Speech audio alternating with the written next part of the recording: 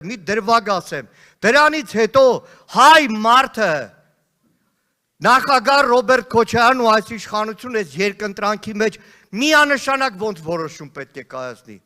Կհիշեք Քիվեստը, Ամերիկա երբ որ գնացին բանակցությունների, Հայր Ալիևը 20-25 րոպե լացեց, թե Հայաստանը օկուպացրել է, սա է։ Հիշում եք նախագահ Քոչարյանի պատասխանը։ Ես 10 կիլոմետր չեմ կտրել եկել այստեղ, որ պոպուլիզմով զբաղվեմ, եկեք անցնենք գործի, ու մեռավ Հայր Ալիևը։ Դրա համար ամեն հայ մարդ,